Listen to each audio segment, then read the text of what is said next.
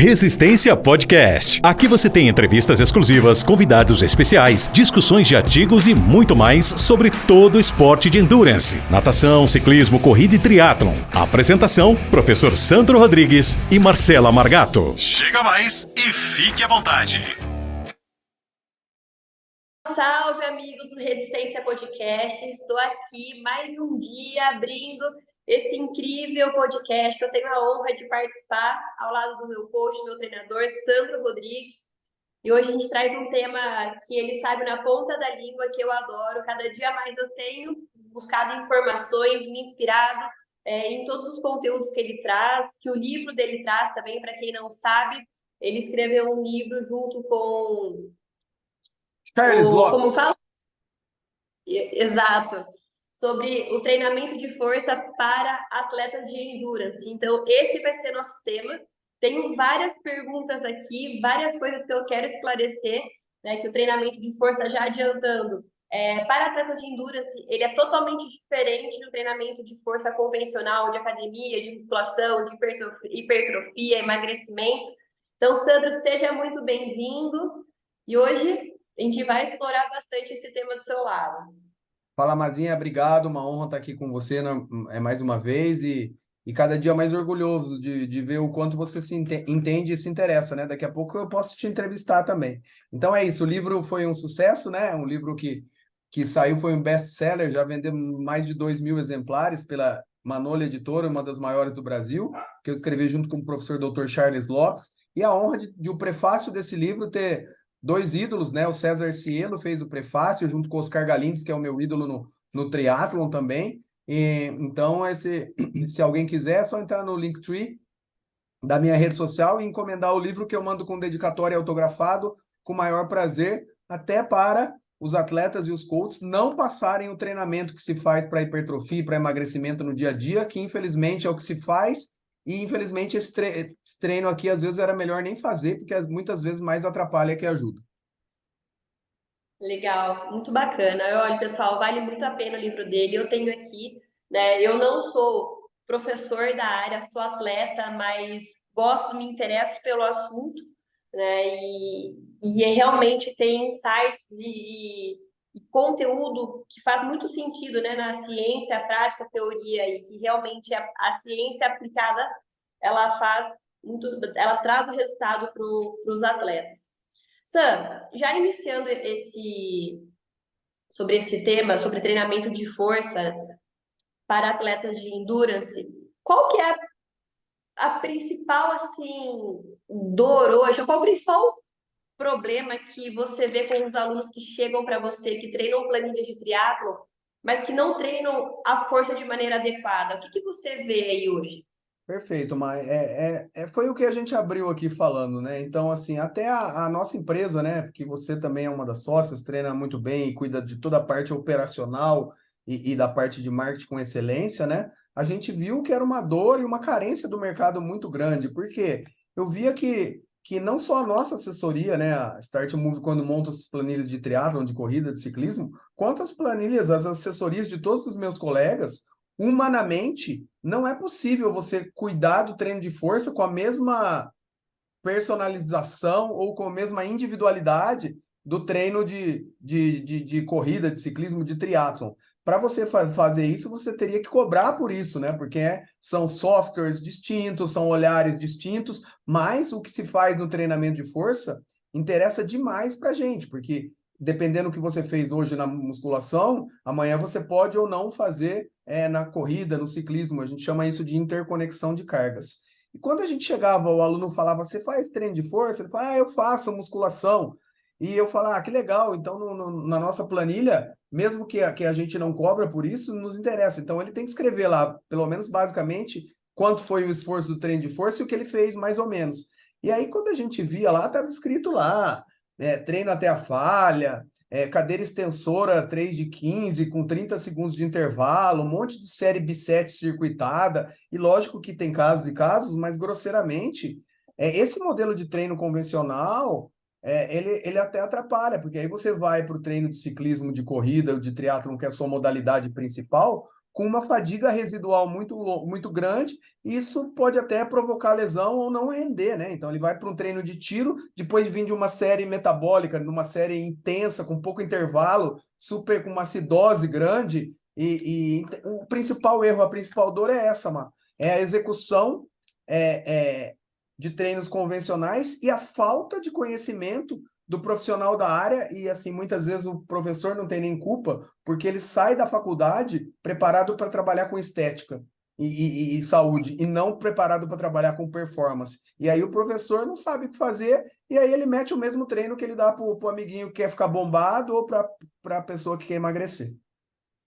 E isso pode ser perigoso, né? Dependendo do treino que o atleta executa, né? De hipertrofia ou até exaustão, isso vai prejudicar todo o volume, né? Distribuído aí da planilha de triatlon durante a semana. E muitas vezes às vezes ele não vai conseguir entregar um treino proposto de bike, um treino proposto intervalado de corrida, porque o esforço dele foi todo no treinamento de força, né? E não é esse o objetivo no triatlon, né? Ou uma corrida para alguém que está treinando uma maratona, enfim. Perfeito, mas tudo que a gente está falando aqui, lógico que depende. Tem atletas, principalmente amadores, que assim, que a gente tem que fazer um treino com maior gasto energético, visando até ajudando o processo de emagrecimento, ou fazer um treino com o objetivo de hipertrofiar alguém que tenha uma carência assim, mas isso é via de regra. É o extremo dos extremos do caso. Porque grosseiramente, e a gente tem recurso metodológico para isso, a gente quer aplicar um treino de força que o atleta ele tem um aumento da força sem gerar uma fadiga, e isso é perfeitamente possível em cima da literatura, ela já nos deixa bem tranquilos em afirmar que esse nome mágico talvez seja o treinamento, o estímulo neural, né? Então, esse tipo de... Depois a gente pode falar mais sobre ele, mas esse tipo de estímulo, ele permite com que você, algumas horas depois de executar um treino de força, entre aspas, até com relativa intensidade, você possa fazer um treino de tiros, por exemplo, na pista de atletismo ou no ciclismo. Perfeito. Sam, então partindo do princípio que o atleta ele se interesse, né, e dê uma atenção especial para o treinamento de força, o atleta de endurance no caso. O primeiro passo aí, eu acho que é o treinador entender a necessidade do aluno, né? Quais as modalidades que ele pratica, quais os seus objetivos, né? E quais são as provas-alvos que ele tem. Então, eu queria que você explicasse esses princípios, né? Quais são, não sei se eu posso chamar de regras básicas, mas quais são os conceitos básicos que um aluno de endurance precisa ter ou passar informação para o treinador para daí sim ele montar um planejamento de treinamento de força. Eu acho que você usou o nome mais correto, Mar. Regra básica, porque a gente tem os dois lados da corda, né? Os dois extremos.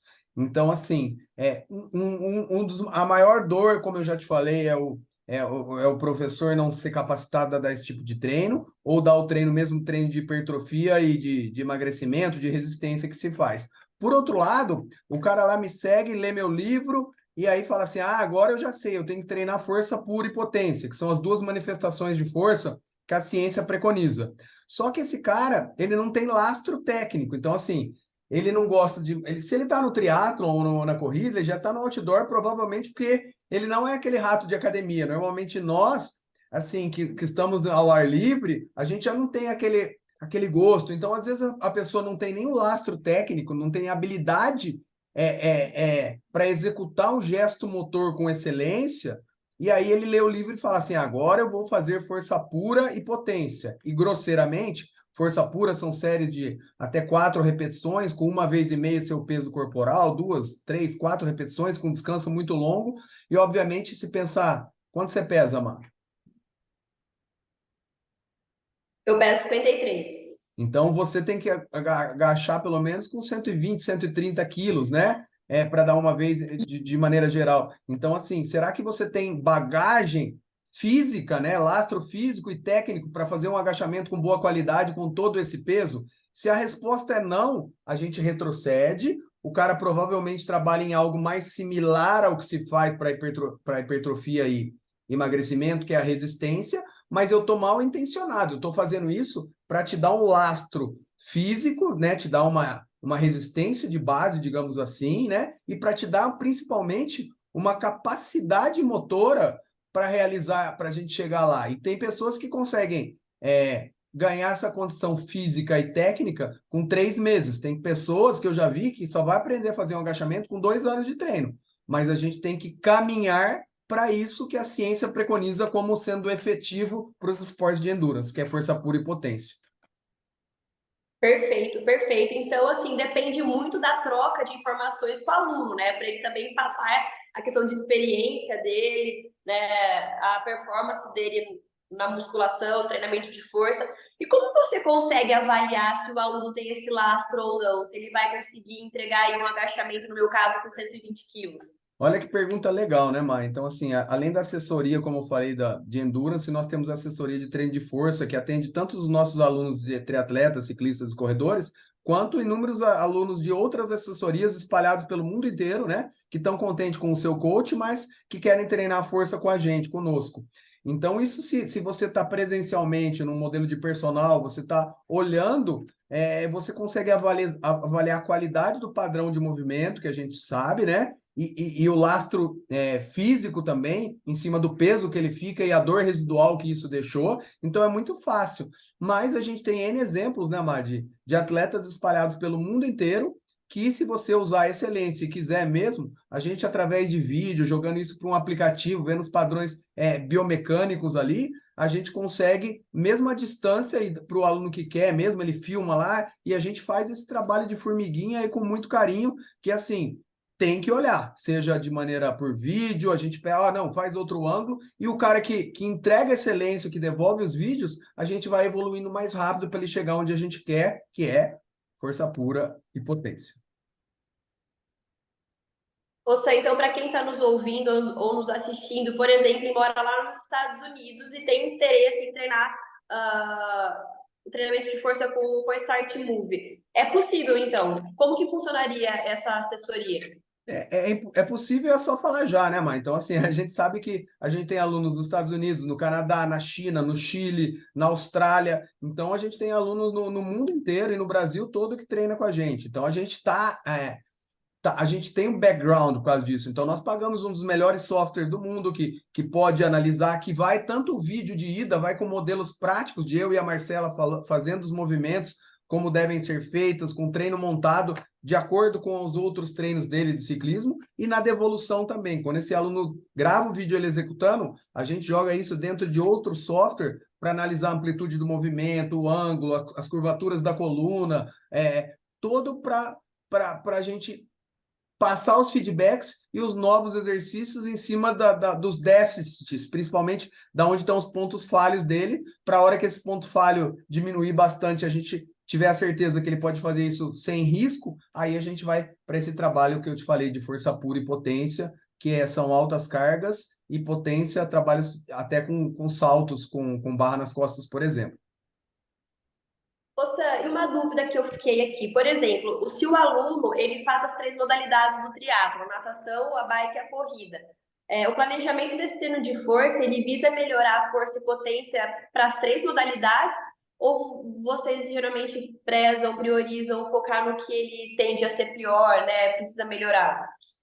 Não, perfeito. É assim, vai ser direcionado o trabalho de força para a modalidade que ele escolheu. Então, obviamente que o trabalho do nadador ou de alguém que tem a natação, por exemplo, no triatlon ou no biatlon, né?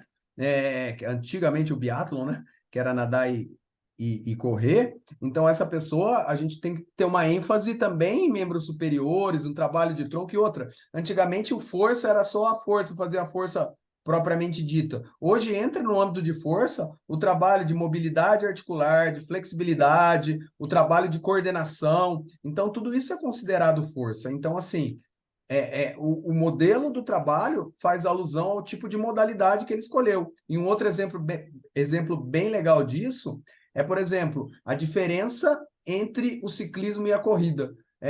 Você tem ideia de qual seja a principal diferença do ciclismo e da corrida? O que a corrida tem que o ciclismo não tem, Mar? Você faz ideia? Vamos ver se eu vou acertar. O ciclismo, o movimento, ele é muito padrão, né? Você só gira, a corrida acaba tendo mais impacto, né? Não Ex- sei se os movimentos não são tão padrões quanto do ciclismo. Perfeito, Mar. Você falou a palavra mágica e você, como atleta de ponta que é, Cortou. né? Oi, Mar, perfeito. Você falou a palavra mágica, como atleta de ponta que você é o impacto, né? Então, assim, por que que a corrida tem um impacto?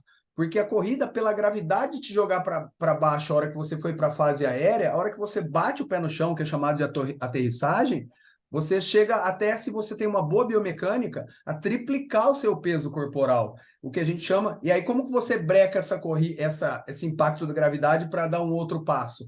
Então você tem que frear o movimento de descida que a gravidade tá te jogando para baixo para dar um outro ação concêntrica que a gente chama. A ação concêntrica eu tenho um encurtamento do músculo, né, onde eu venço a gravidade. E a ação excêntrica é onde a gravidade me vence e eu estou tentando frear esse movimento. E é isso que gera um impacto que quem tem uma biomecânica ruim pode até quintuplicar o peso corporal. É isso mesmo, gente. Pega o seu peso, multiplica por 5 e você pode quintuplicar o seu peso se você não tiver uma boa biomecânica. Já no ciclismo, a gente só tem essa ação concêntrica, não tem esse impacto propriamente dito, porque a gente não precisa brecar a ação da gravidade. A gente, ora, grosseiramente, ora está empurrando o pé com uma perna e ora está empurrando com a outra. Então não tem esse impacto. E, obviamente, a gente consegue trazer para a musculação ou para o treino de força treinos que transfiram para esse contexto de ação excêntrica na corrida e prioridade concêntrica no ciclismo. Por isso que os treinos os exercícios de potência, né, eles são tão importantes também, né, porque eles também consistem na concentração do músculo em menor tempo, né, possível para explodir no movimento. E isso na corrida é o tempo todo que você falou, né? É muito legal conversar com você, Mai. Você veio a brilhantar o podcast, porque você vem com uma visão bem simplista, mas bem complexa ao mesmo tempo. Você entendeu o conceito e você fala isso de linguagem simples, né? Então, assim, o treinamento de potência é importante porque você tem que gerar força, mas de maneira rápida para dar um outro passo, uma outra pedalada. Isso deixa você mais econômico. Se você é mais econômica, ou você não gasta tanta energia para fazer o gesto motor que você fazia antigamente, você se cansa menos e pode, obviamente, fazer um melhor tempo, performar mais, além de evitar lesão. Você Né? que está acompanhando esse episódio e quer se aprofundar mais no assunto, temos uma oportunidade imperdível para você. Curso Corrida de Rua, Ciência, Treinamento e Prescrição, ministrado pelo Dr. Sandro Rodrigues e grandes profissionais da área. Ideal para você que deseja melhorar o seu conhecimento ante os aspectos fisiológicos, metodológicos e biomecânicos da corrida, bem como ao treinamento de força específico para a modalidade.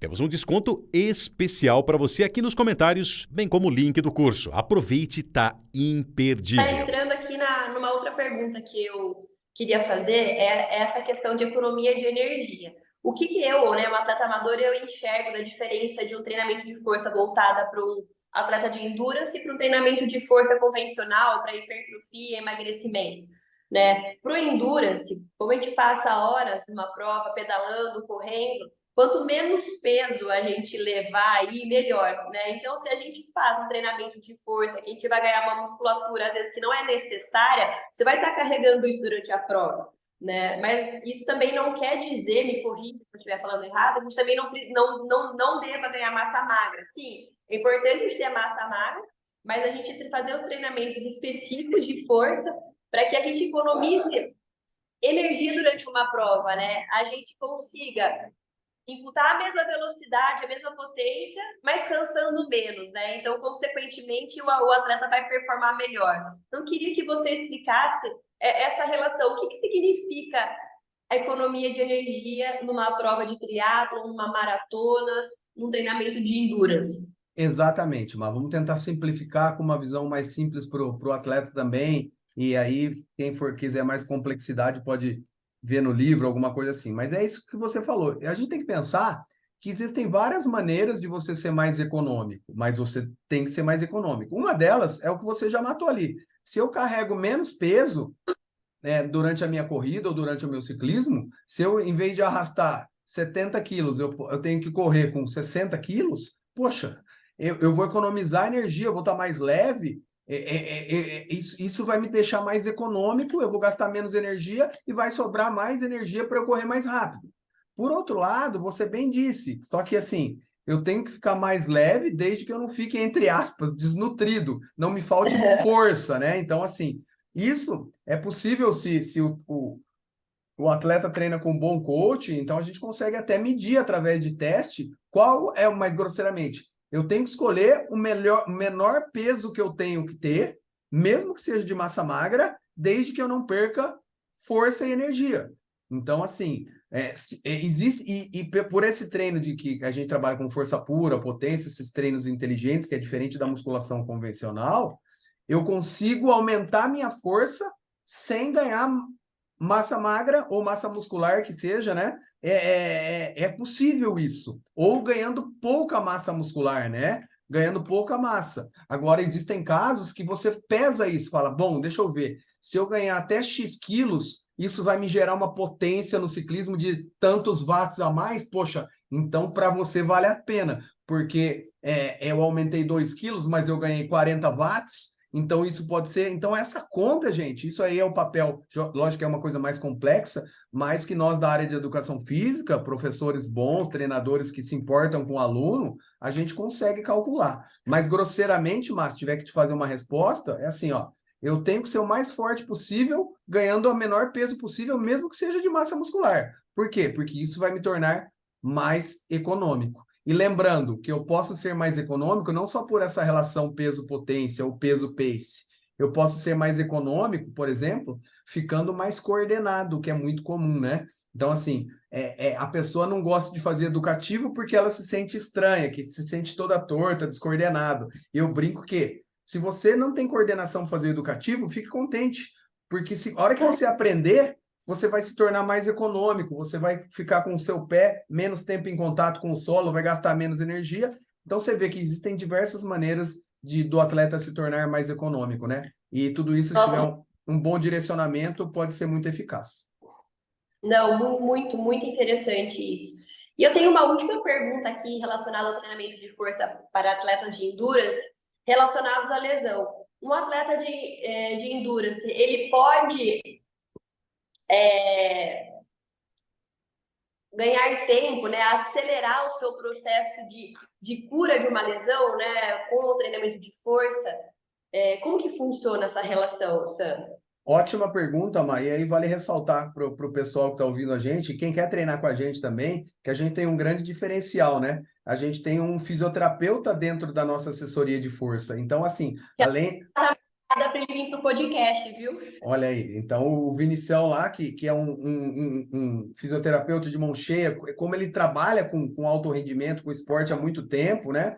Então ele tanto nos ajuda na hora de entender, ou a primeira dorzinha que já apareça alguém, ele já entra em ação conversando com o atleta, entendendo a etiologia dessa dor e nos dando aval. Não, Sandro, acho que pode continuar com o treino de força pura e potência, ou não, Sandro, esse atleta agora passa ele para mim, deixa eu fazer alguns testes com ele, mesmo à distância também. Vamos fazer um modelo de treino diferente do treino força pura e potência, para isso não virar uma lesão grave que afaste ele da modalidade. Então a gente ganha muito tempo com esse trabalho de excelência. Mas em cima do que você perguntou, Má, normalmente eu gosto mais, eu falo com conhecimento de causa, porque eu também sou fisioterapeuta de formação, né? Então, assim, eu gosto mais do conceito do treinamento de força como preventivo do que curativo. Então, assim, Legal. é muito mais legal e mais importante, mais fácil e mais gostoso você começar o treinamento de força e aí você trabalha com força pura e potência, que é o que te dá performance, e isso automaticamente já não te deixa machucar ou diminui as suas chances de lesão. Só que santo de casa não faz milagre, né? O que acontece com 80% das pessoas que nos procuram?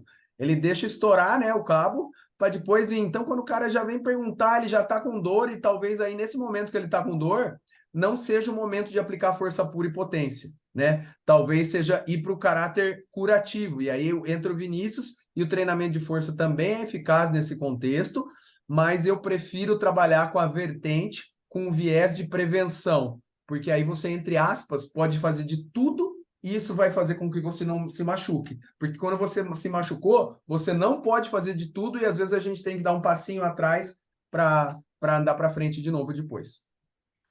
Perfeito. Não, mas é maravilha. Acho que a minha pergunta até ela começou de trás para frente, aí já quando o aluno chega com a lesão, até estartimo por ver mesmo, né, no dia a dia com vocês, né, o tanto de aluno que chega já machucado, né, então aqui, quem está ouvindo a gente aqui está tendo a oportunidade de começar da maneira certa, né, tá no esporte de endurance, faz um treinamento de força específico, né, para você evitar lesões futuras e cada vez mais se alegrar e se divertir no esporte.